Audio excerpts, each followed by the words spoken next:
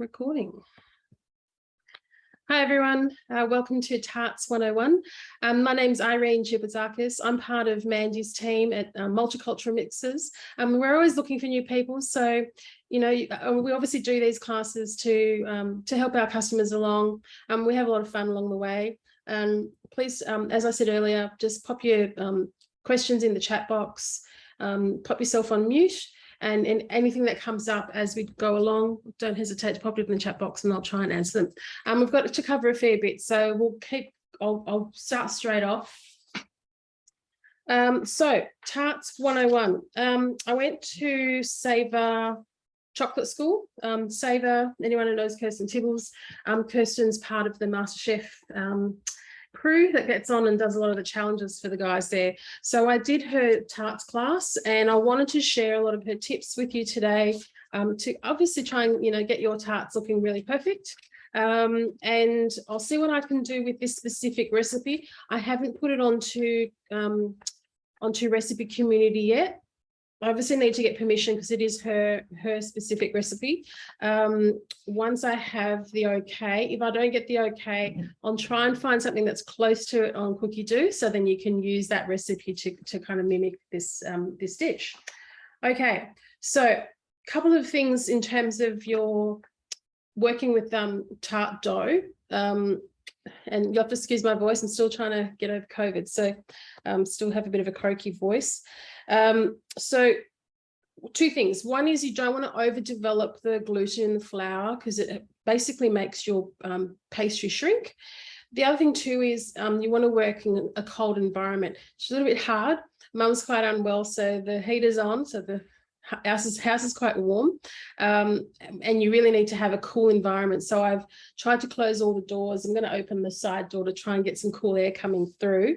The reason you want to do that is obviously as you're working with that dough, it's a fair bit of butter in it and it melts, and so it doesn't handle very well. And the more you work the dough, the more you develop that gluten. One of the images I want to show you in that top one, when you're working with a whole piece of dough, so I'll try and bring that a bit closer. 1 second, I'm just going to change my view as well. So if you're putting in your dough in pieces, you can obviously tuck it into your corners quite well. If you're trying to use a whole piece of dough, what tends to happen is as you've put it into the tart tin and you've cut it off, as that butter starts to melt, it starts to slide down and you end up with a shorter shell on the side. So the method I'm showing you today is to use 2 parts to try and fill your cases. Obviously you can't really do that with I've got a few different tart tins I want to show you today. This is I think it's a Jamie Oliver fluted pan. This is the one where the base comes out through the base. That would be really hard to fill, to do the sides and then to put a separate piece in, given you're trying to work with that style of shape. It's not impossible, but I still find one piece is okay. What I do is I use part of that dough, create a ball and use it to really push that dough down into those corners. If you don't do that, you're going to get that impact that we were looking at before, which is your dough will basically slide down and you'll have problems in terms of getting that height or very uneven finish. So let's get started. First thing we're going to work with is the dough. I've got all my ingredients in the fridge. Like I said, it's a bit of an oven in here at the moment.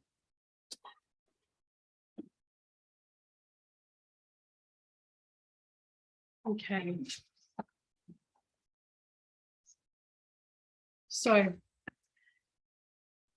again, I will share a recipe with you. I'm going to pop it through. You're going to get an email with as close as I can get it to this recipe as possible.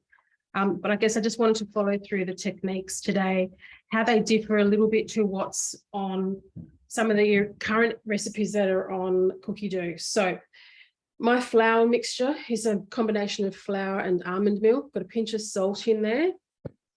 I'm using pure icing sugar. You can mill sugar down, I guess use your granulated sugar and mill it down. You will have to sift it because you want it to be super fine. So you may end up with having to obviously grind more because you'll end up with a few little particles in there. This recipe also contains egg. and obviously our butter. So, excuse me. Now, the recipe I'm doing, the recipe she's given me makes 4 tarts. I've basically divided all the ingredients into 2. I tried to make the tart using 1/4 of the recipe that she provided. What I found is the quantity isn't quite enough in the Thermomix. So things like the creme patissiere, by the time it thickens, there's just not enough left to make your tart properly. So I do half. The only part of the recipe I would then do 1/4 of is the ganache. So you can literally make 2 tarts, make one for, say, tonight, freeze the other one up to a certain point, leave the ganache as the last step. I should tell you all the steps in here. Sorry, let's go back one step. So we're making a shortbread pastry, followed by, I've already made a creme patissiere. We're putting some creme patissiere into an almond cream. Again, I've made the almond cream. And we're making a ganache to finish off the cake, and then decorating with, well, we're baking with some frozen raspberries and almonds, and then we're decorating with some chocolate and some fresh raspberries. Fresh raspberries are pretty expensive. I think about $9, $9 a little tub today at the moment, so pretty expensive. But let's get started with the pastry. So I think with some of the pastry recipes in the Thermomix and the Cookie Dough, they basically say throw everything into the machine, mix it together. I'm actually going to follow Kirsten's process. So Kirsten's process is to basically take your butter along with your icing sugar and cream those together. You want to cream them together. She's basically saying if you don't do this step and get that icing sugar dissolved into that butter, you'll end up with obviously the pastry can tear. So I'm following that process and I've never had any issues using that process. It's about 20 seconds, speed 3 or 4 should do the trick for you. So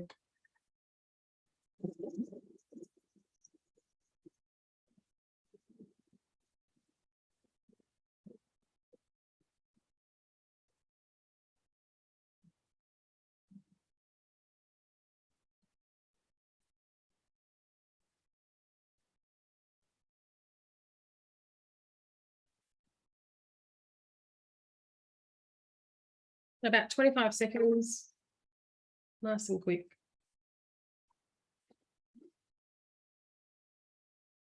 We've creamed our butter and sugar, so really, really quick and easy. The next part of the step is to add in our egg, and this is using a whole egg. When I say whole egg, it's based on weight, so it could be using like 3/4 of an egg or 1.5 of an egg, depending on the size of the eggs that you're buying.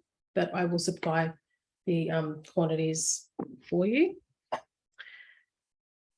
Oh, do you know what I forgot to do in my haste? I creamed the oops. Take 2. I forgot to put the sugar in. Oh, COVID. Got COVID brain now. Let's do that again.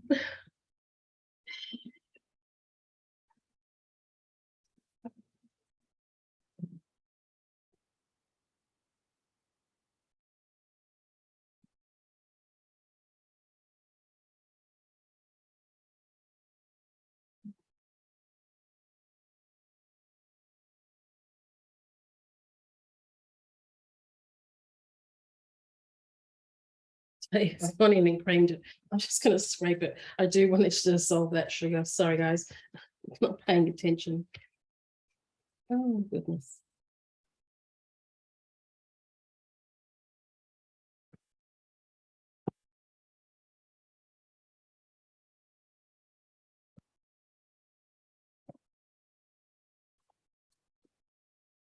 A little bit more.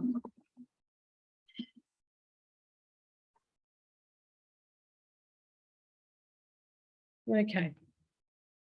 Now we're adding in the flour, the almond meal, and the salt. And this is where you need to be really careful about not over whipping the mixture. So the longer you beat it, the more chance you have of developing the gluten. And I'll show you what happens. Basically, the dough shrinks.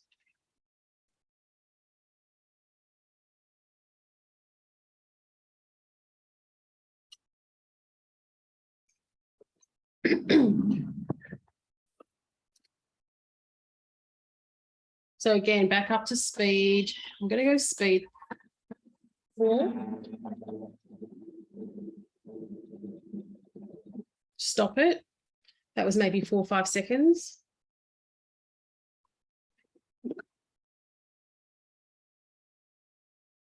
I'm just going to help it along, just scrape down the sides. And it's actually already in a crumb, it's already in a crummy texture. That was maybe 5 seconds. Again, speed 4.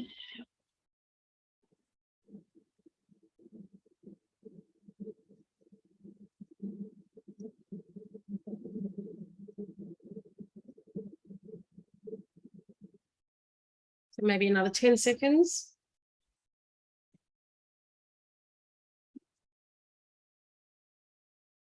And we're ready to actually pull it apart. So we'll pour it out. So we're talking less than 30 seconds. There's no way that I've developed the gluten in that time frame.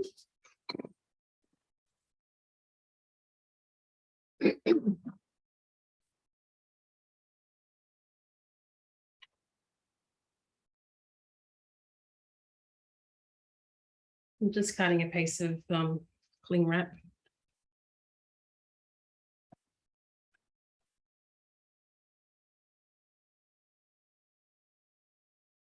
I'm doing it straight back on the tray. I'll just show you, I'll just swap cameras.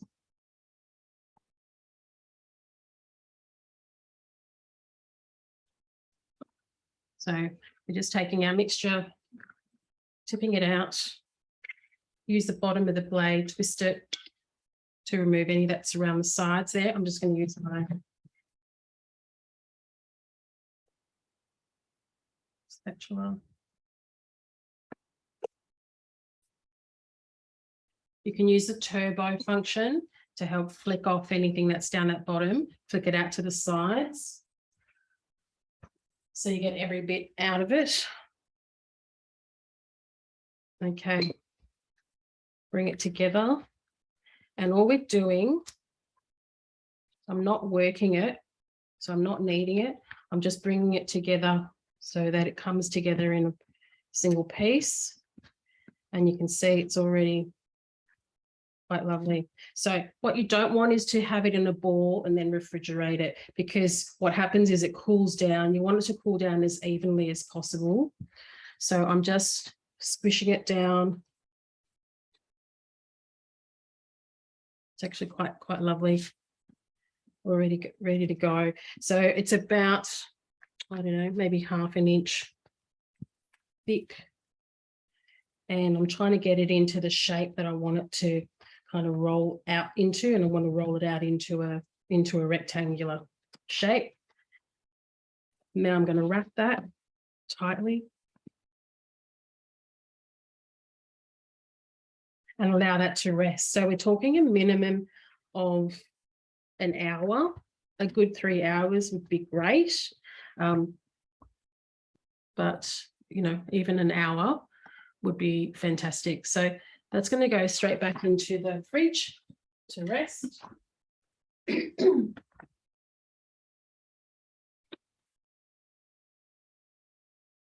there's enough dough there to make 2 tarts.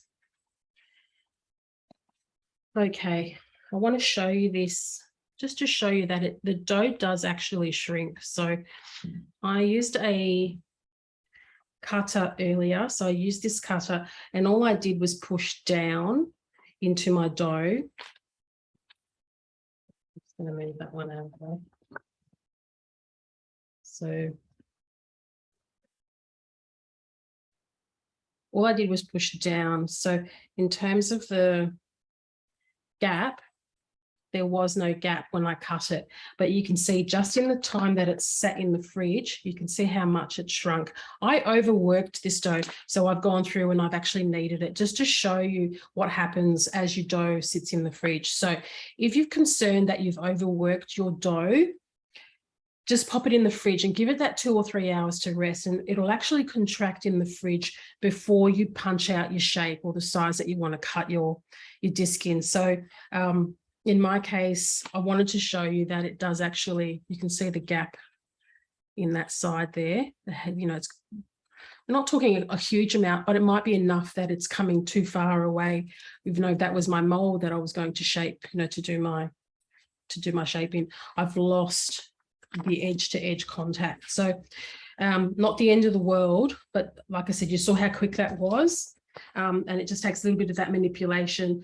Don't wait for the machine to bring it together. You might need to get in there and push that dough down to get you the right consistency. Okay, so that dough I made earlier, basically I then roll it out onto a tray. This is like a standard, I guess a standard oven tray size. I've already baked one, so there's enough dough to make two. So I'm going to get my second tart ring out of this, and I'm also going to get some strips out of this. So we're going to do that first. So I want to show you my tart rings.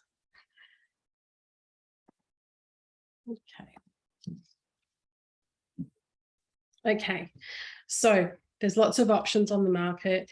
There are solid rings all the way through that have no perforation. My preference though is to use a perforated ring. So perforated ring means I'm going to get beautiful, consistently cooked pastry rather than stuff that shrinks down. This is stainless steel. It will stick, so you must grease this. So get some spray or get some olive oil, preferably a neutral oil rather than an olive oil, and basically a hand or cloth, wipe it on the inside with some oil. There's non-stick versions available, also perforated. That's what I'm using today. Does not need to be sprayed. And of course, we've had, your tart rings, and some that are straight, some that are fluted, lots of different options in terms of what you're buying. But in terms of ensuring that you get a perfect rise, I'm using multiple layers of perforations. So my oven tray, this is a pizza tray that comes with the AEG. Joe, one to get excited about. So that's the pizza tray, which is perforated. I'm using a silk pane mat. We do not sell these on the mix shop. Silk pane is also perforated, so you can actually see through these holes. You can get those from Kirsten's website, Save a School, but if you just type in silk pane, you can actually search for that on Google, Amazon. There's lots of places to buy them. So I'm using essentially 3 types of perforation to get my tart happening. So we're going to do that now. Now, the other thing I want to show you with this tart ring is you actually take a closer look at it. It actually curves up.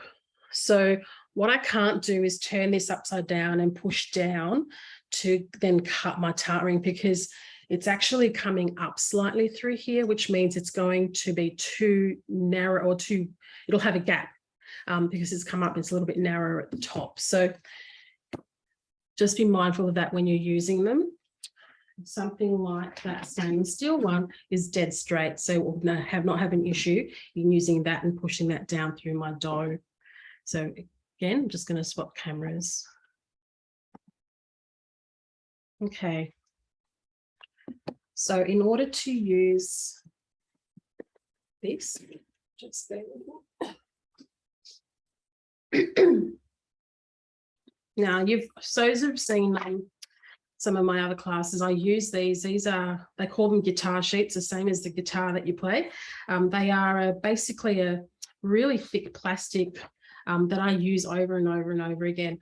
I roll my dough out on these because it means I don't have to use extra flour. I had a few offcuts earlier. I'll show you what I'm doing with those. Now, something to bear in mind is when you're rolling out this dough, I was able to do that in one go. Kirsten basically says if you're going to roll out lots of dough, basically don't do it all in one go. You can reuse these offcuts with dough that hasn't been worked. So dough that you haven't rolled out. So just like I've done there, to make it easier to explain. Sorry, let's see. You would cut this in half, roll out half the dough, then the offcuts that are in this part that are left over, mix them with the used dough, and that way you're less chance of having developed the gluten. That's basically why you would do that. I haven't had to do that because when I'm working with these sheets, I'm working with the sheets, I'm working with this is the Joseph roller that's got the exact thickness I want. I'm using the 4 millimeter on the Joseph, and essentially I'm pushing the dough out this way out, so that I'm getting my dough edge to edge all the way through without overworking it too much. If I was doing 6 or 7 different tarts, then I wouldn't want to not be able to use this leftover. I want to be able to use it with some of the dough that I haven't mixed. So just be mindful how you're using it. And if you want to be able to use these offcuts, then you would need to mix the offcuts with your next batch of fresh dough. Hopefully that makes sense. If it doesn't, please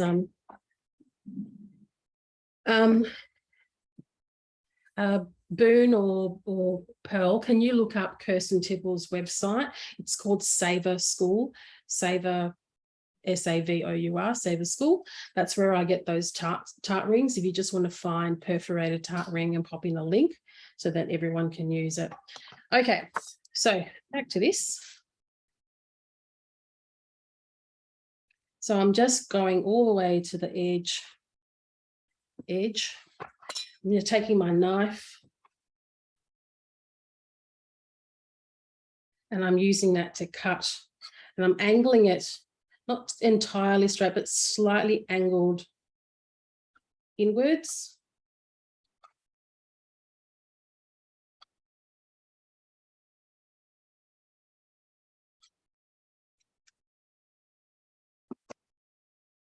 Sliding a little bit. This hasn't even been out of the fridge that long, it's already softening. Can be a little bit problematic. Okay. My tart rings going on.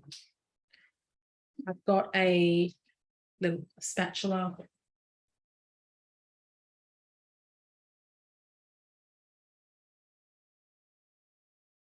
I had a little bit of flour on this earlier, so just use, I can't do that. Just brush off any little bit of excess flour that might be sitting on there. And that's going in. Okay, so ready to go, no gaps around the sides. All right, I cut it at the wrong end. Oh, again, never mind. So the next thing you need is a ruler. So I'm going to take my ruler. We'll have to do this in a few goes, but that's okay.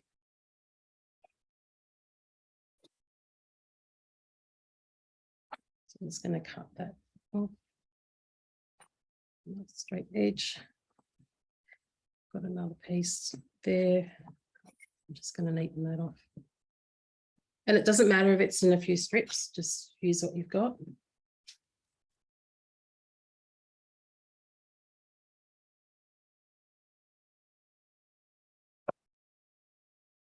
Now what I did is I lightly floured. So you can see there's some flour on here. So once I rolled it out between the 2 sheets, so once I peeled that first sheet off, I just took a little bit of flour, then I flipped it and did the same thing on the other side. That way it's a bit easier to take off the plastic as I'm trying to, I guess, put these shapes together. So, yeah, just cut that edge off. This one off as well. Okay.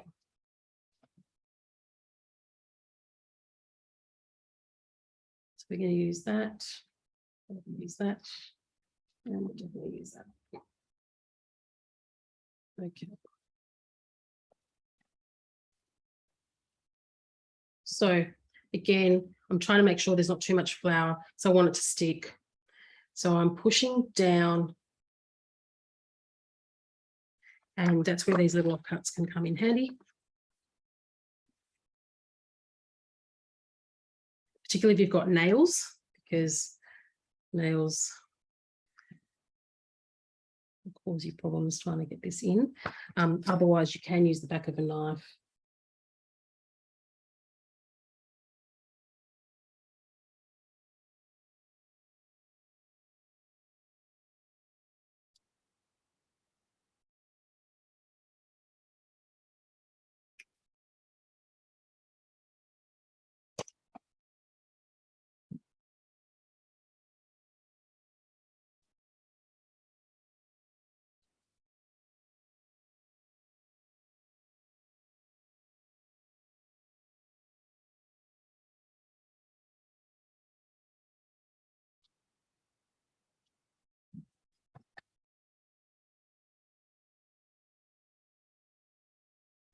And just cut off that little bit of excess.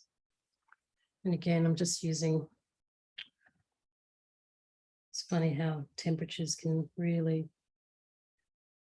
change so quickly in this room. Any questions? Just read them out, Pearl. Boom. No, I think they're all very engrossed in what you're doing. Okay, take a sharp knife. I've got a, the gap down here, so I'm just going to use that and basically cut away from you. In this case, cut towards me. So I'm not cutting in, I'm cutting away, or I guess from the outside. Whoops.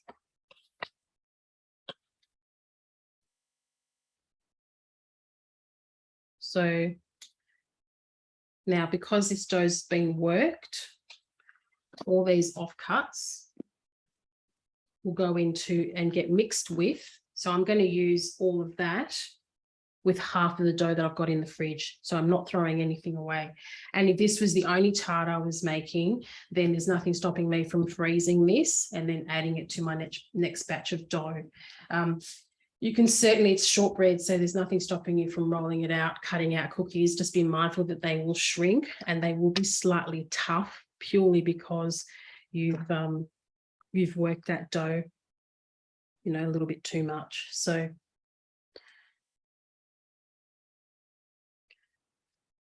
looks good. Okay, so the next fun part is getting this baked. So I'm going to turn the oven on to 170 degrees.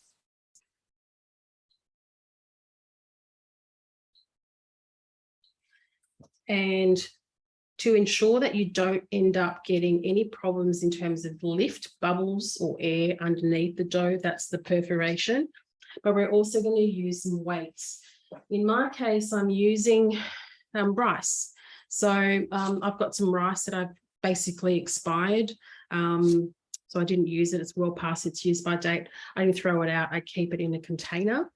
You're going to need to use some cling wrap. So the brand I use is not your Glad wrap. It's actually the Osso food wrap. So I'm just going to pop that underneath so you can all see it. The Osso food wrap, I don't know if they like that's upside down or not, can't tell. The Osso food wrap. Again, that's available from Kirsten's website.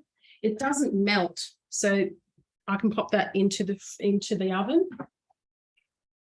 And essentially what happens, so this is one I did earlier. Basically, I cut the cling wrap and it kind of then creates this little shell. It's a whoops.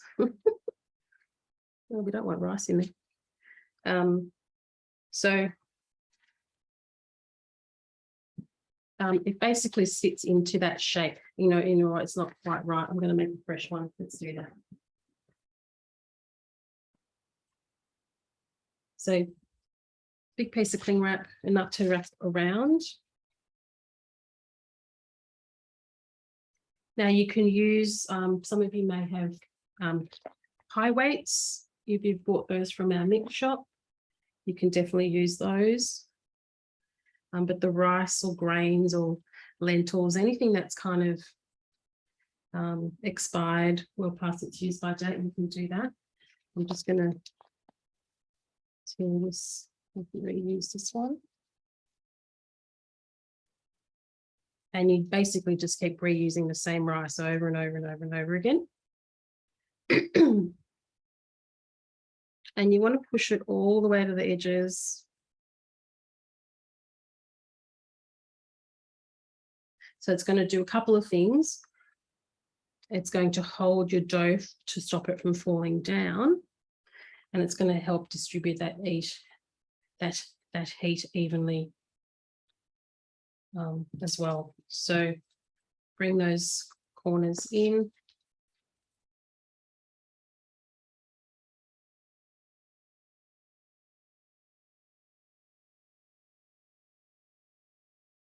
And that's ready to go in the oven. So we'll pop that in.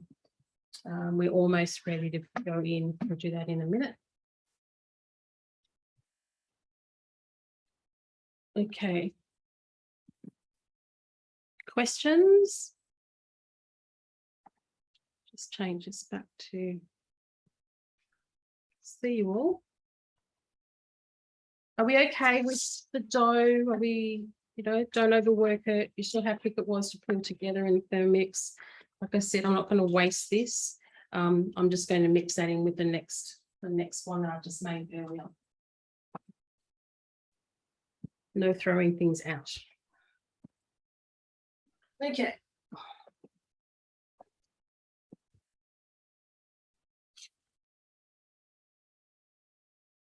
All right. So this recipe asks for, so basically we've made our base. It then asks for you to make some creme patissiere. So when you type in creme patissiere, so we're talking the spelling creme patissiere up here. Search for English.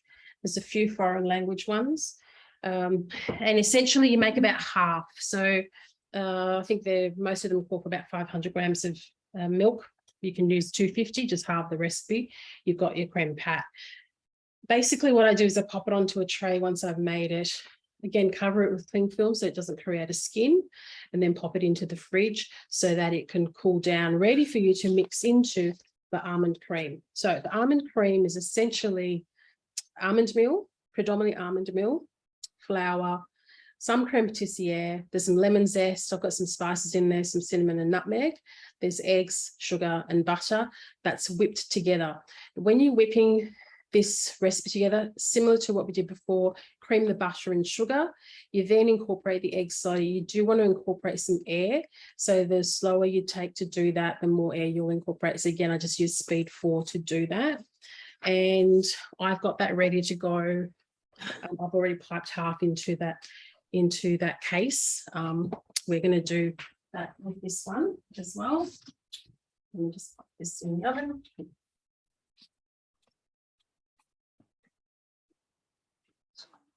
So Irene, how long do you bake it for? Yes, I'm gonna go through all that. So 170 degrees. It then basically says to bake it for roughly 8 minutes. So what you're looking for is you're looking for the shine to disappear from the pastry shell. So you're not looking to cook it because you're going to continue to cook it. So you don't want it to brown, but you know it's ready for you to take it to the next step once that shine disappears. So when I look at it on the side here, I can see the gloss on my dough. So and it's obviously going to, you see how shiny that is? Yeah, it's obviously the butter. So as it starts to cook and set, you'll see it got turned into a mash.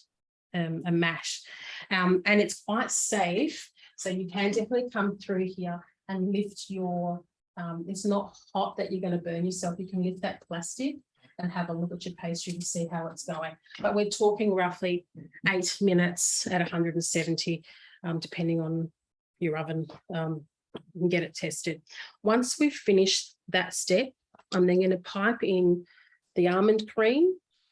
I'm going to then put in some frozen raspberries with some almonds, some almond flakes, and we're going to bake that for another 15 to 18 minutes. Just make sure that it's cooked through. Now, what I did do, not last week, the week before when I was experimenting, I've got another one of these. It's in a square, which is twice the height. And I tried to make the same recipe with twice the amount of filling. It was pretty raw. It's not the kind of filling that's quite thin. Just so that you know the height of these tart shells. We're talking 2 centimeters. So it's not a very deep, not a very deep mold. But when I tried to put in 2 centimeters worth of filling, it just didn't work. So use the 2 centimeter mold. You can certainly use the other molds for other things, just not for this particular filling. So once that happens, we end up with, I'll pop this in the freezer because I'm going to do the ganache and I want to pour the ganache over it. But essentially, we end up with a beautiful tart with raspberries and almonds. So that's the next step we're going to do. I've had this in the freezer because I want to pour the ganache straight over the top. So we'll get onto the ganache. Let me pop this back into the fridge.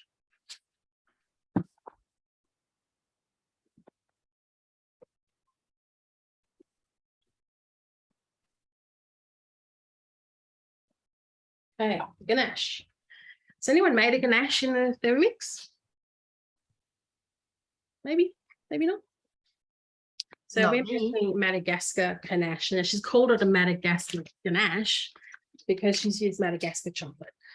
So this is again available from Kirsten's website. You don't have to use the Madagascar. This is a 67% dark chocolate. You could use a 70%. I do love the Callebaut. The Callebaut is a Belgian chocolate, not as sweet as the Swiss chocolate. So it is my preferred chocolate. And look, it's going to taste as good as the stuff you put on it. So do yourself a favor and get some good quality chocolate. Now, unfortunately, this only comes in a 2.5 kilo bag. So maybe there's a few of you that want to go together and share a bag if you want to make this recipe, by all means. Okay, let's get on with this. So we're going to need some full cream milk and some thickened cream.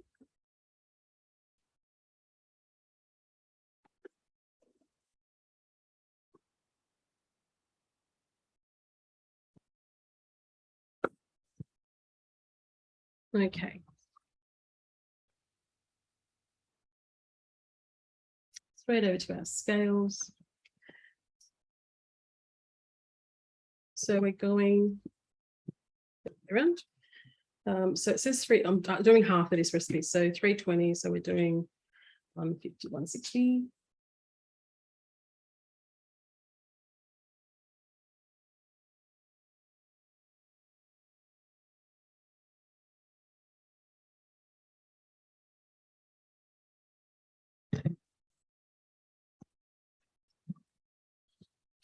We're going 35, 15, 17. That's 17 grams of milk.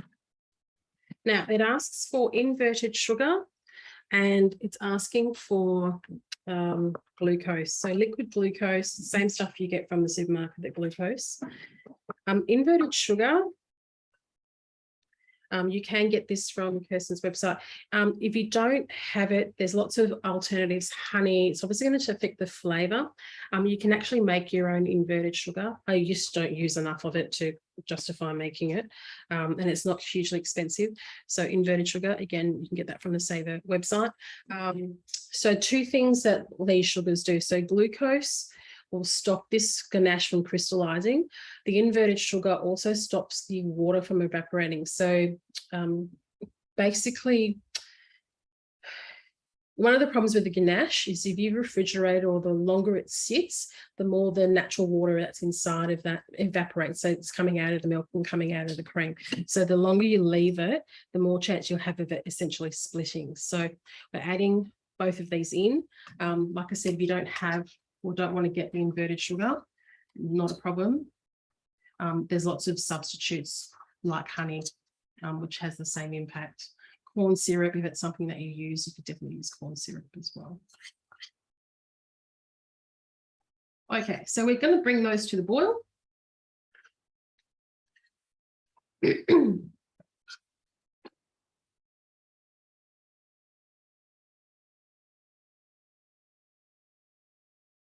Back to TM 31 days, got time, temperature, speed, otherwise there's no cooking.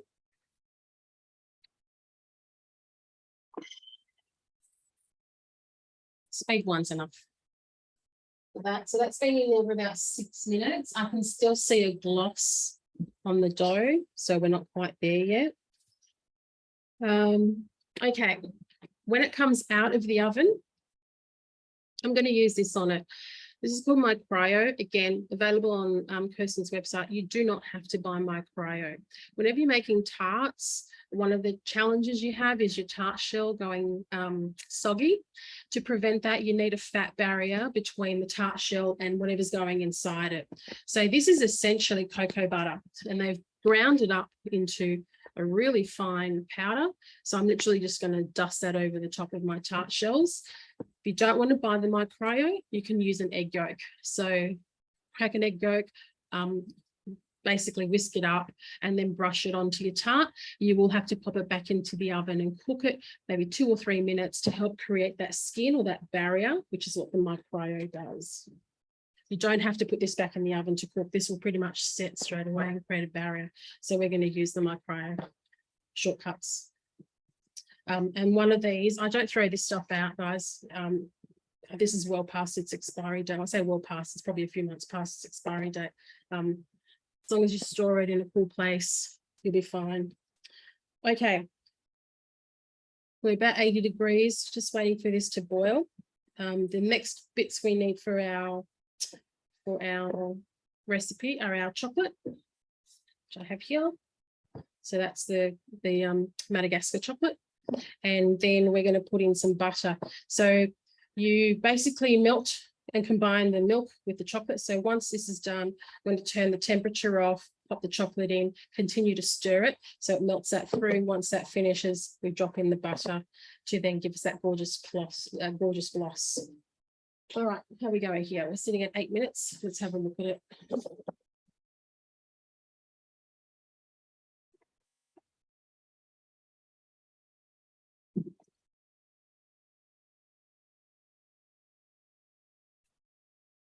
Yep, so 8 minutes was perfect.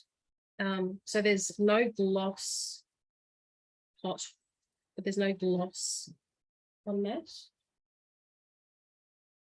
While it's still warm,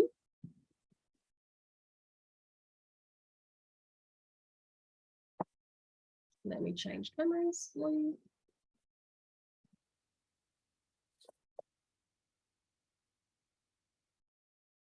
Oops. So you can see it. So again, egg white, in my case, my cryo. And it melts instantly. So we are literally ready to go with the next step for our recipe. So this is the almond cream, which I put into a piping bag.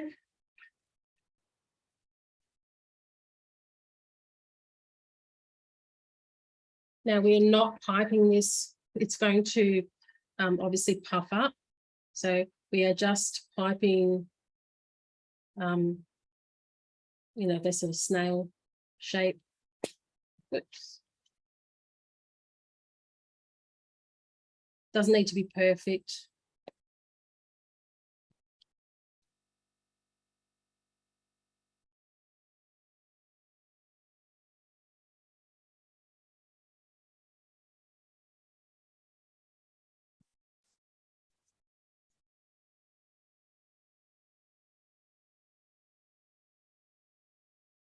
And notice that it's below the top, so I'm not going all the way.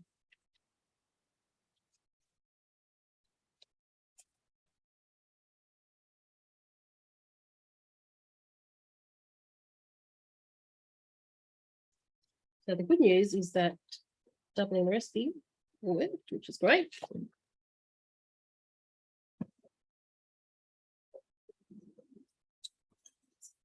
Little offset spatula will help just get it nice and flat. The next step is to add some frozen raspberries.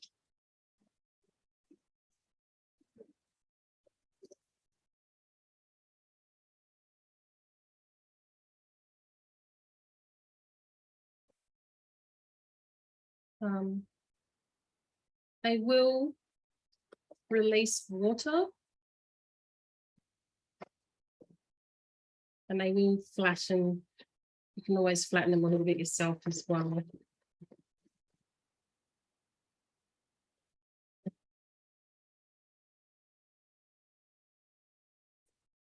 As many or as little as you like.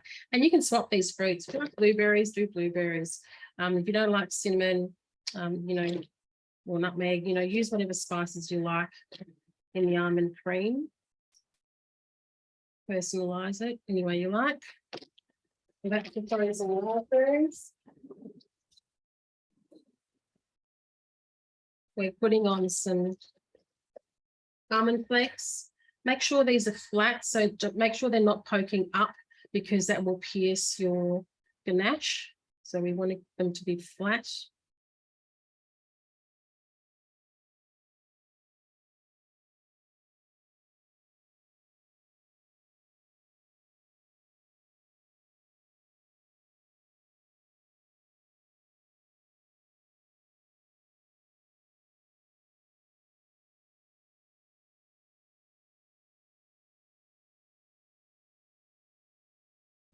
Okay. So it's going back into the oven.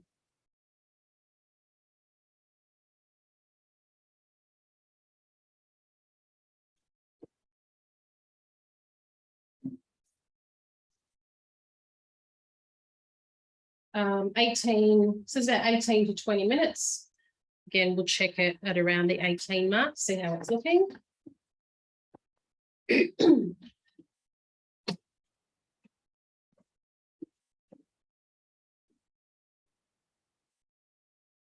Okay. Back to, whoops. Oh. Sorry guys, turn the camera. Okay, so let's have a look at our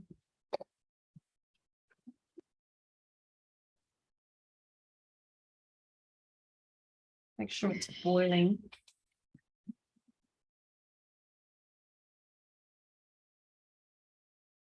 Not quite. Irene, what's the name of the powder that replaces the egg yolk? Oh, it's called my cryo. Oh, MYCR. It will last. Look, guys, I've had this for a little while, and I've literally, I'm not even a quarter of the way through it, so it will last for ages. Just store it somewhere cool. Again, it's just cocoa. It's basically cocoa butter. Could you make your own? You could probably try. The only challenge I think you'll find is you may end up over processing it. Maybe freeze it first before you try grinding it. Might work. Okay, so we're boiling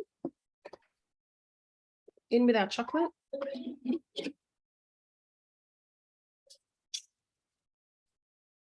Okay, so no heat, well, not extra heat. So I'm just going to turn it speed 1 or to do it, so we can melt that through. Questions? We'll be a quiet bunch. Anyone want to come off off mute and ask any questions, by all means?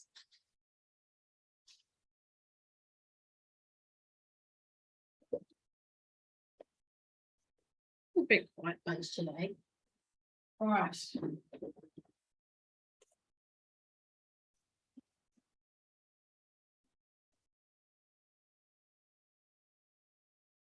Now, I have tried this tart without the chocolate. I do think the chocolate makes it, and I love chocolate and raspberry.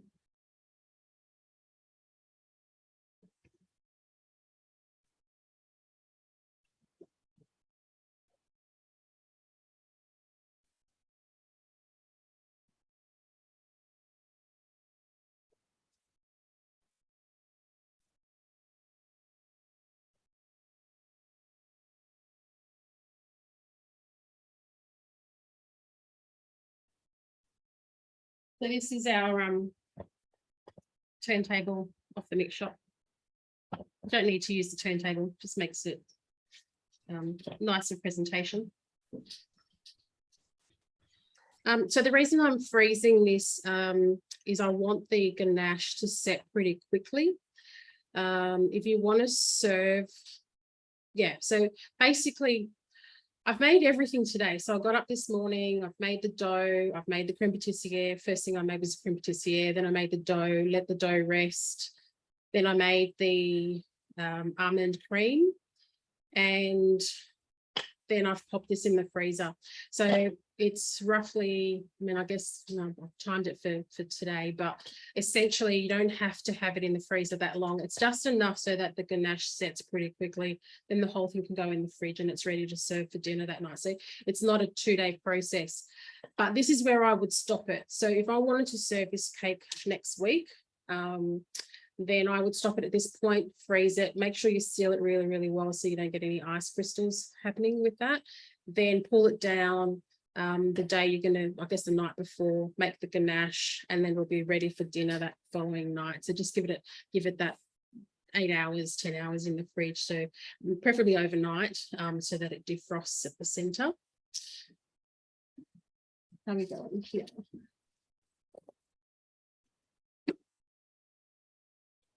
Looks pretty good. So at that point, we go in with our butter.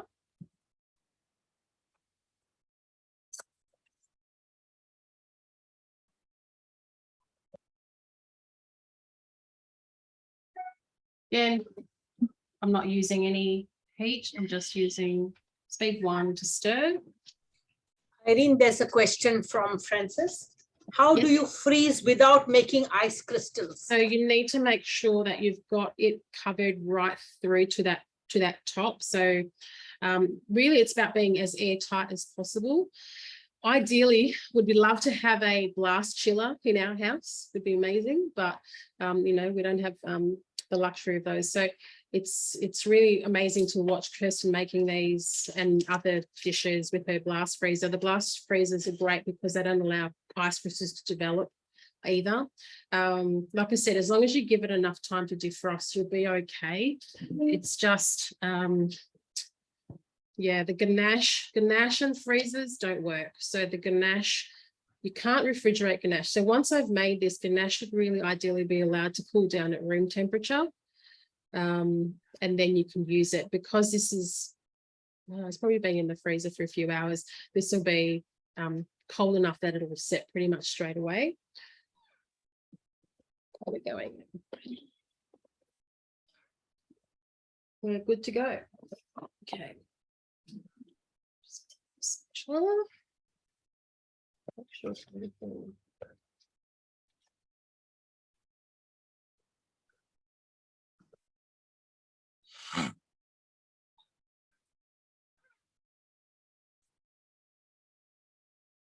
Our ganache is ready to go.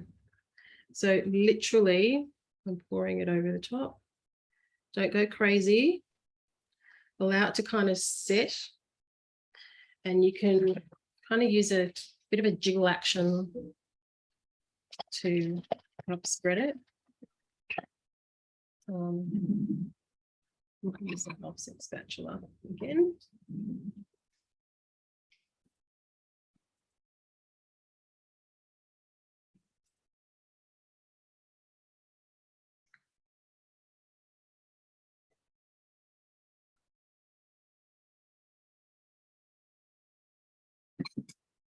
Once more. Irene, there's a question whether do you see the ganache boiling? That means was it bubbling? No, so not the ganache boiling. So what I wanted is the milk and the cream to boil. Oh, And there's no more heat. I'm then basically adding the chocolate and then stirring that into the basically the boiled milk and cream. So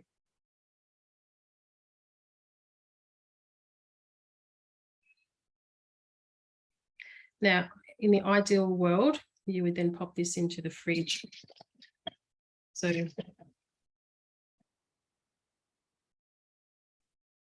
use that jiggle action to allow it to set nice and flat. And ideally you would allow this to to set in the fridge before you decorate. And otherwise I'd end up with a medium cakes, and we can't have that because I'm sure I'll have plenty of people that want to eat them. Now, you can definitely use curled chocolate, you know, if you want to make tempered chocolate and do that yourself, absolutely fine. I've actually bought some, I've cheated, I've used some flakes, I've cut them in half to help me with my decoration today. So whatever works for you, then do that.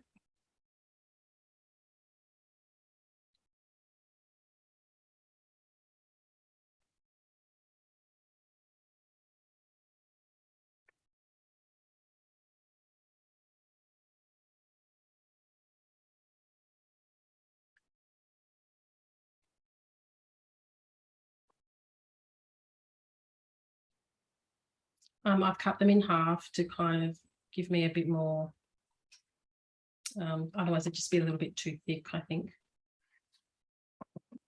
And a bit like our, you know, $100 lettuce, we're going to use our expensive raspberries.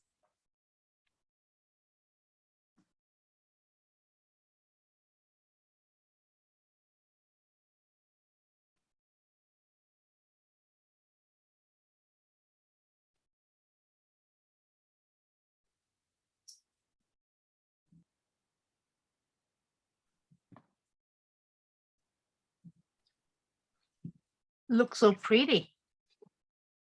Almost there.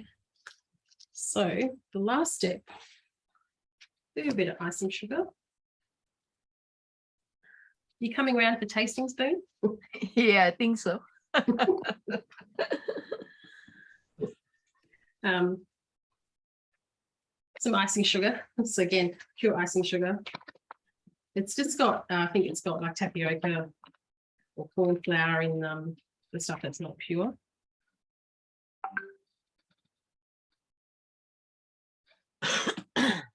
But do this before serving, guys. Don't put them on too early. The icing sugar will kind of disappear and dissolve into the ganache. So just before serving.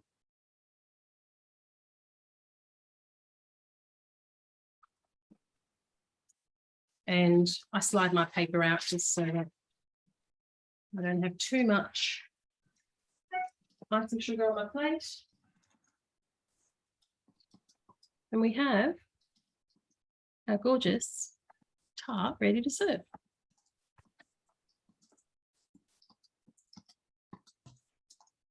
Very beautiful. Come over, Joe. Happy to have as many people that want to come, no problem. So we're sitting at about the 11-minute mark, 1 minute in the oven. And what you're looking for to know that it's cooked is basically when you're touching it at the top, it needs to feel firm. You don't need to take a toothpick to it, you just want it to be firm. You've got a lot of wet ingredients like the ganache going back over the top of it. So that's going to help soften the sponge if it's a little bit over. But we've got a beautiful colour on our tart shell, gorgeously shaped, nice and even. And I hope to see you all give them a go. So let me check what I can do with this recipe. I'll do my best to try and get it as close to Kirsten's as possible, and then I will share it with everyone that's registered for the class today. If worst case scenario, I can't put it onto the recipe community platform, I'll convert this recipe and share it with you. By all means, you can add it to your own personal cookie dough collection, but you can't post it on recipe community because it's obviously her recipe. So I'll see what I can do to try and get around it. But the flakes are a really good cheats way to do you know, the curls that you would normally do with tempered chocolate. There's no way I'd be able to temper chocolate with the heat that's in this kitchen. Irene, Donna says that she's enjoyed your teaching, nice and clear and very professional. Oh, thanks, guys. I hope I've made it as, I mean, it is easy. It's not hard to get this. It's just making sure you don't overwork that dough. That's really the key. The right equipment, definitely the perforated tart shells make a huge difference. once, you know what I'll do, once this one's cooked, I want to show you that there was no bubbles. I probably should have taken some photos in between, sorry. There was no puff in that pastry. It didn't come up and have bubbles underneath it, and it all had to do with perforated tray, the mats, the seal pane mats, and using the perforated rings. Any questions? Fiona, come over. You're more than welcome. I might still have a cough. I don't have any COVID anymore, but you're more than welcome to come and try the cake. Irene, So what size rings? Really, so this specific recipe is using a 19 centimeter. Pretty sure it's 19 centimeters. It's going to test me. Yes, 19 centimeter, this tart ring. So you'll find those. I'll show you the box actually. Just bear with me for a second. I'll grab the box.